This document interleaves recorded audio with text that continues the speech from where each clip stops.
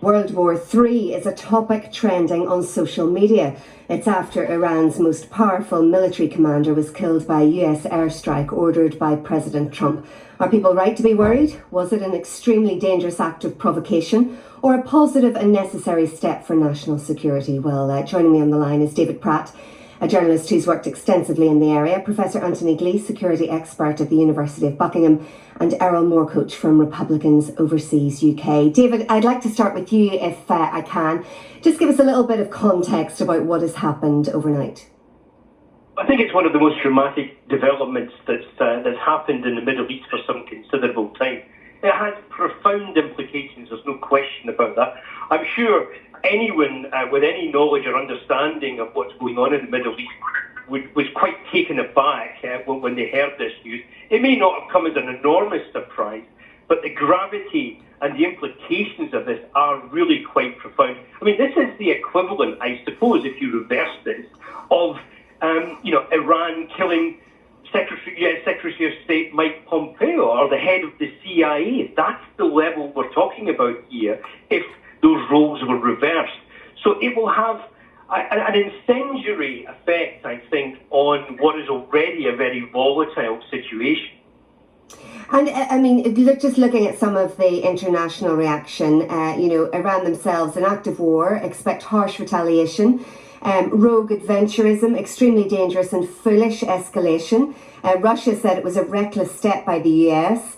Even Nancy Pelosi, obviously, from a Congress point of view, she said Congress should have been consulted. So what do you think is the likely outcome? What will be this harsh retaliation, do you think, David? I think the retaliation will take many forms.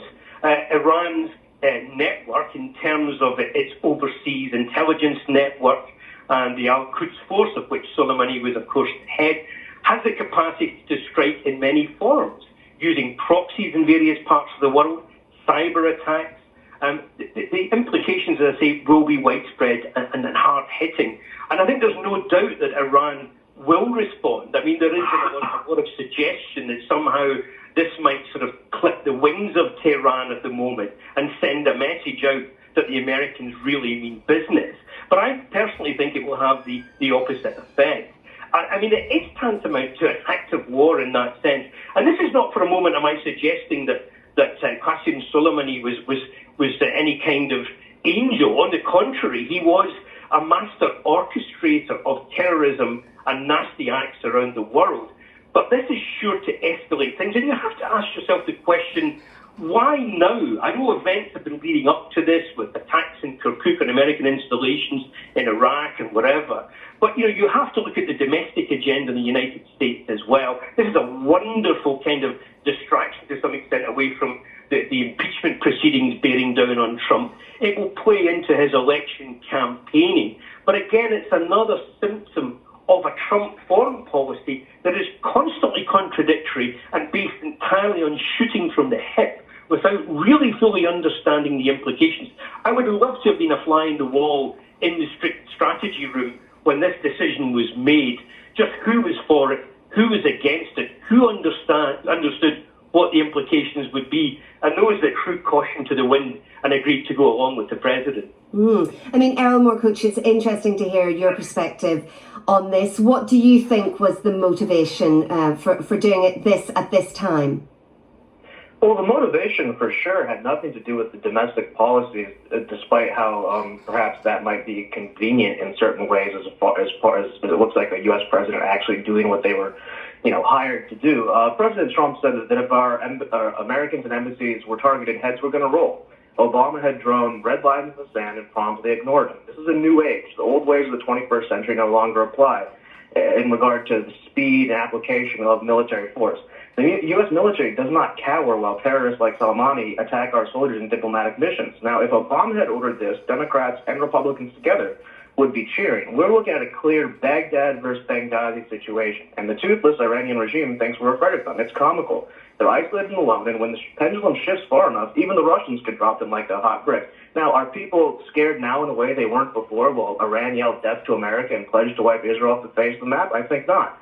Finally, but why go for such a senior figure, Errol? Why go for somebody? I mean, David has set that out very well about what the equivalent would be. I mean, that's pretty much unheard of in recent times. Well, I have to respectfully push back with the comparing Secretary Mike Pompeo to this murderer is completely not the same thing. This is a senior figure who was on the ground in Baghdad, who is leading these attacks, who is pledging to have more attacks. It happened now because now is the time. There's no giant gamesmanship here. There's no third or 4D chess like we like to say. This was legitimately taking on a adversary who had declared himself an enemy of the United States and was there working to kill Americans, and we're just not going to accept that anymore. Absolutely not. It was not an execution. It was an extrajudicial killing of a murderer, and we are very proud of it. And what are the figures in terms of Americans being killed abroad? Because I think that's a question lots of people will be asking. We're not really sure of the scale of that. According to the State Department, it was around 650, a little bit less, that had been killed directly by... He was very large in what they called these sort of penetration explosives that were incredibly deadly to U.S. Marines and soldiers. And as my colleague here mentions about the contractor who was killed in Kirk, so there was hundreds and hundreds of people with thousands and thousands of people at risk, in danger. And as the last bastion of the Western liberal democratic order, the United States has to take a leadership role to show to our allies, to our friends, and to the downtrodden people of the world that we stand against this sort of extremist, non-democratic ideology. With respect, with respect, the United States was not standing by its allies when they betrayed the Kurds in northeastern Syria recently. And this again is a level of the double standards that seems to emanate from Washington. This is shoot from the hip kind of strategy. There's no question about that without understanding the full implications here. And what you've outlined now, and what we've just heard, is that Soleimani has been a problem and has been a problem for some time. I'm not for a moment suggesting that he's not been a bad guy, but the timing of this could not be worse.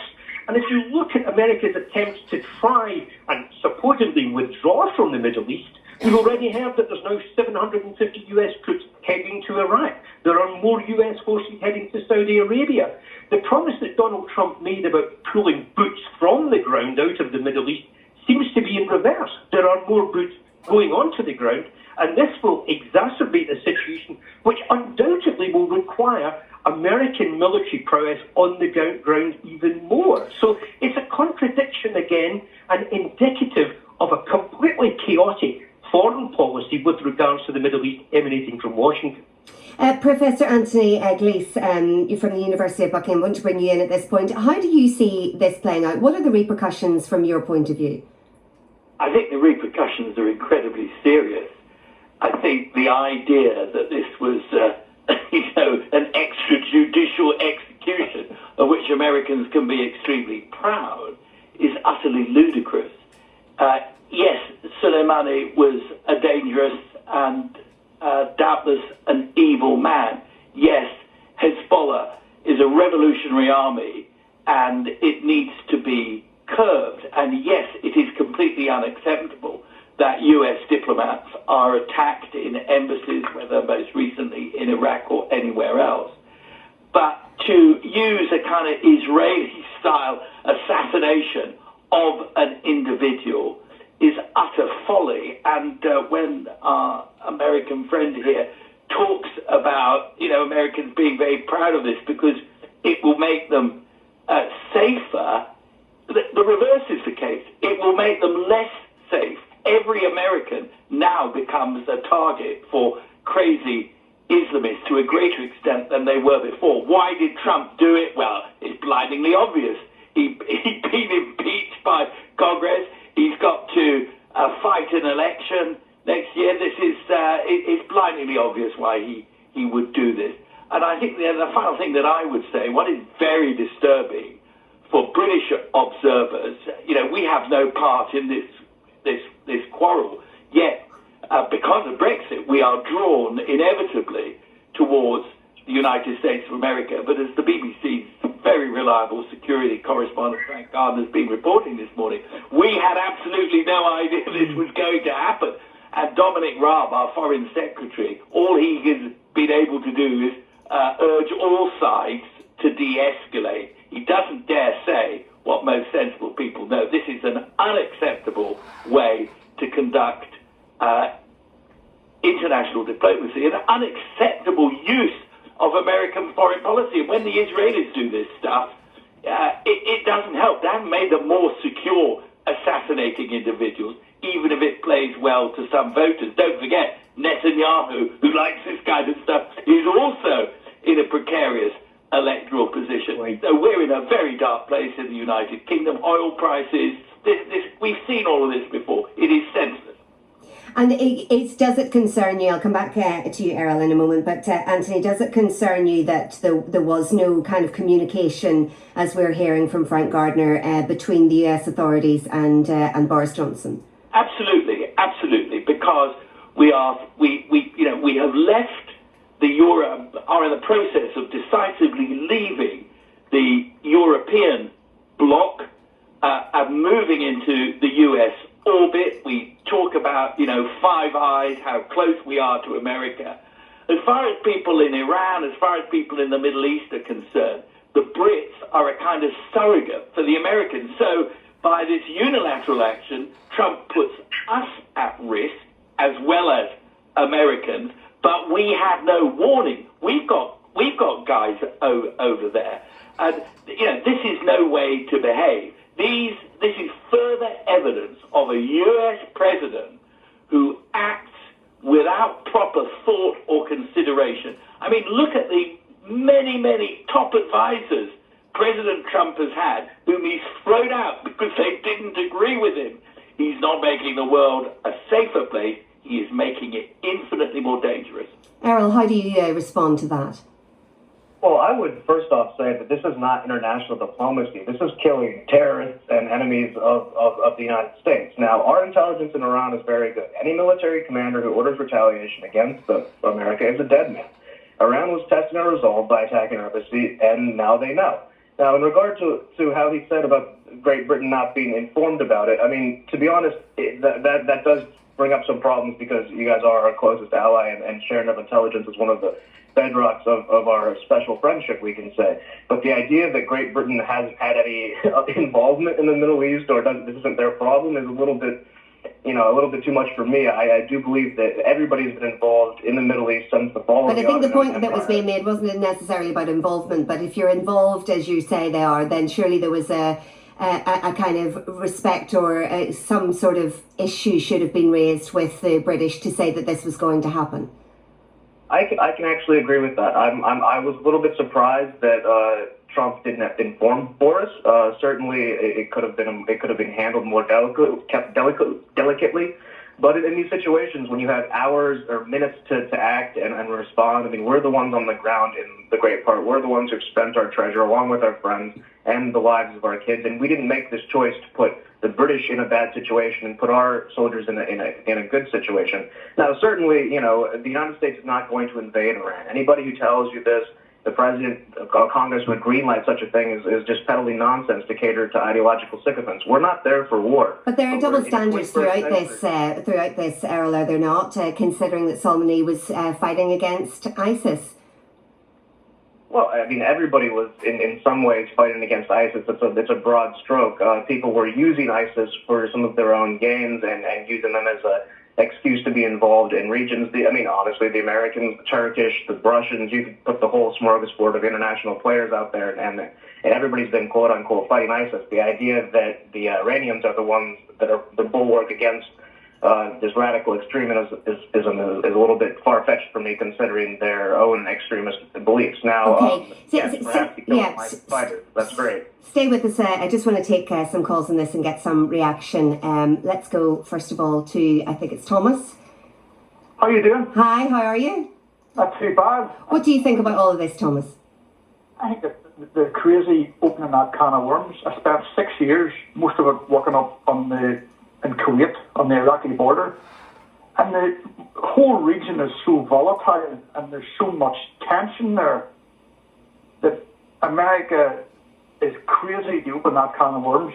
I think it's an election year for Trump, and he and Mohammed bin Salman, They want $100 a barrel of oil, and they do not care how many innocent people die to get there.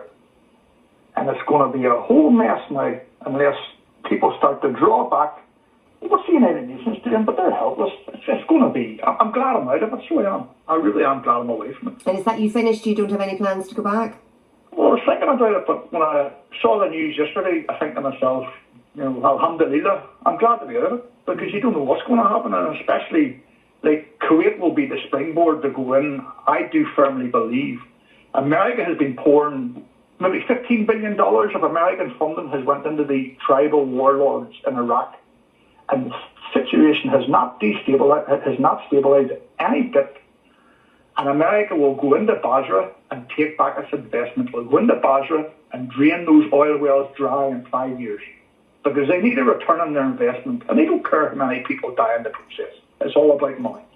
Thomas, thanks for the call. Anthony, I just want to put the point to you, this what we kicked off with today, World War III, is a topic trending on social media. Do you think that's overstating it, or do you think there is a potential for major conflict now?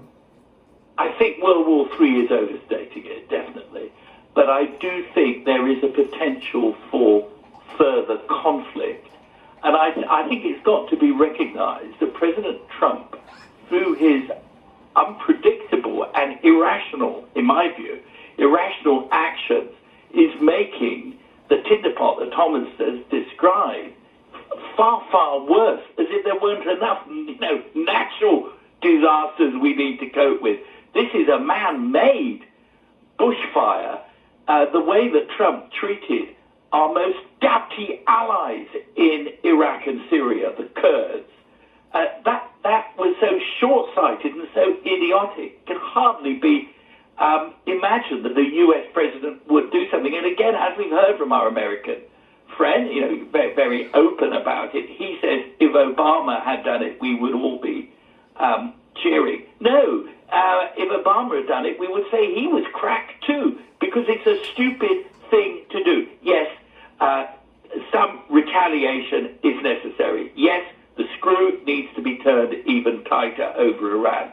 But just killing people in this way, it's a red rag to a raging bull out there. And we in the United Kingdom have no interest in having to face the consequences of being so closely allied now with somebody who does not even share the intelligence with us. It's pathetic. Our Prime Minister is sunning himself in Musty. He's entitled to have a holiday like everybody else. Very, very inexperienced Foreign Secretary, Dominic Raab, who can say nothing serious about this, because we are in the United Kingdom in a rock and a hard place. So I do think the Americans need to look very, very carefully. After all, this is why President Trump has been impeached by his own people, because his way of doing diplomacy is completely inappropriate to a dangerous and ever more dangerous world. Yeah, David, I wanted to put some of Thomas's points to you, and picking up on what Anthony has just said. In under previous presidents, what would have been the action? What would have been more proportionate, if you like? Well, I think, obviously they would have tightened the screw on Iran itself. I mean, this could be done obviously through more sanctions, more economic pressure. It could be done through the intelligence community itself. They could even have targeted individuals within Al-Quds and within the Iranian sort of special forces stroke intelligence network itself. But to attack Soleimani itself is really just so over the top and sets an entirely different level here. I mean, the big fear was always that there would be a grave miscalculation. The tensions that exist in the region only needed a grave miscalculation to lead to a much bigger war or confrontation. That miscalculation has been made by Washington right now. I mean, it's a prime example of that US perspective. How do you kill more terrorists than you create? They may have taken Soleimani out, but they have opened up this nest, absolutely, this nest and network of Iranian influence, this so-called shadow war, which has been conducted, as it's known, between the West, particularly the United States, and Tehran, will now be much, much more open.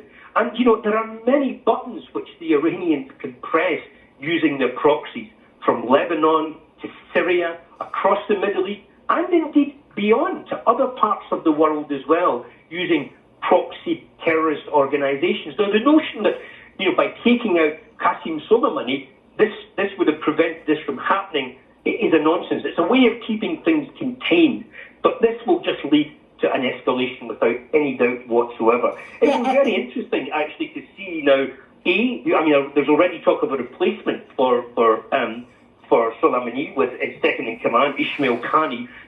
Things will go on as normal. And let's not forget also that there were other individuals in the vehicles that were targeted, the heads of the popular mobilization fronts, Kataib Hezbollah and wherever. These are elements on the ground that can create tremendous problems, as we saw outside the US Embassy in Baghdad. So they too will be stirred up. And it may be even very difficult to control from Tehran, as was previously the case. Yeah, David, I just want to put some of those points to Erol. This nest that has been opened up that David was talking about there, there are serious repercussions here for Donald Trump and the wider global community. Well, there have been serious repercussions since the Islamic Revolution for everybody in the West. It is true that any time that somebody like this is taken out, it's essentially a job opening and somebody will come in and fulfill it. I think the difference here is that when we kill terrorists and we kill terrorist sympathizers and we kill people who kill Americans, we send a very clear and present message that is not going to be tolerated. And the next person who comes online is going to probably act with the same sort of rhetoric and extreme impunity. But is it really that black and white, Erol? Is it really that black and white? Is there not an international diplomacy that all countries or most countries employ these days, and there are other ways to do it? We've seen the sanctions before, we've seen activity at embassies. Would there not have been an alternative to this? Would there not have been a more proportionate response? I think, honestly, no. Certainly, if those sanctions and the failed nuclear deal and all those things had been conducted in good faith by both parties, perhaps. But in a lot of ways, there was a lot of delaying and gamesmanship to get centrifuges, online, and a lot of behaviors that sort of superseded the traditional diplomatic behavior that they have routinely ignored. They're backed into a corner. They can't get the parts for their airplanes. They are frozen out of international financial vehicles.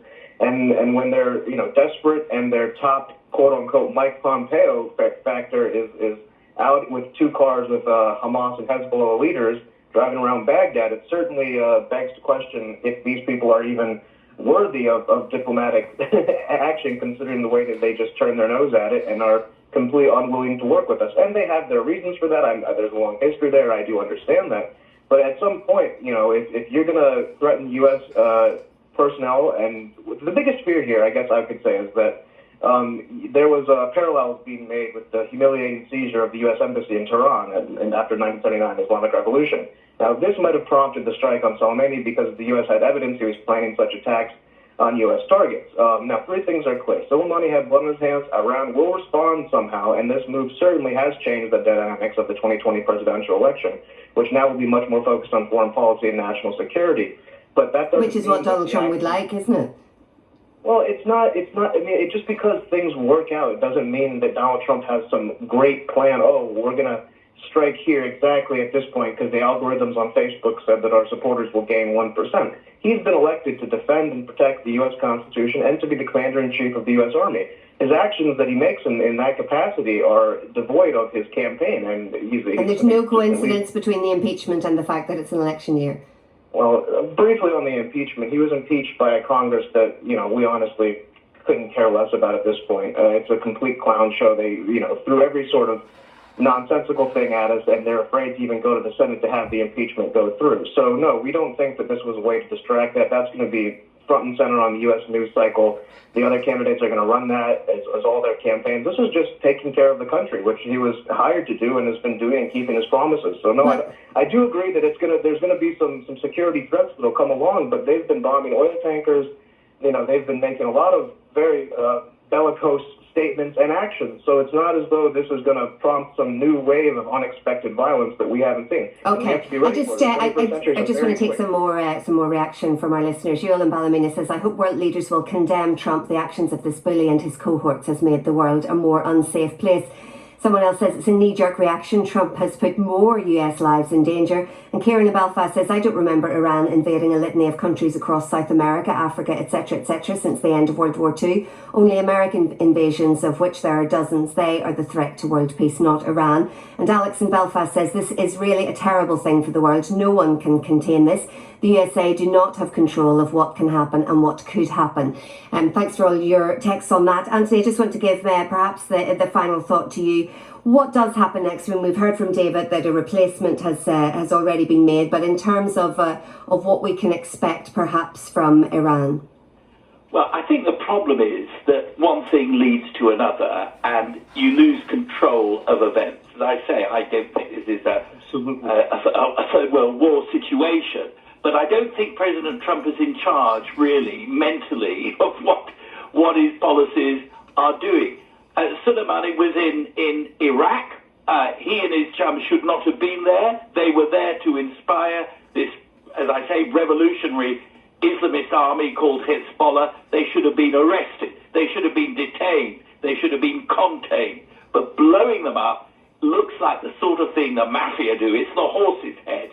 And we are closely allied now to the United States of America, for better or for worse. We need to have a United States that is respected, that carries a big stick, but does not necessarily use it in this arbitrary way.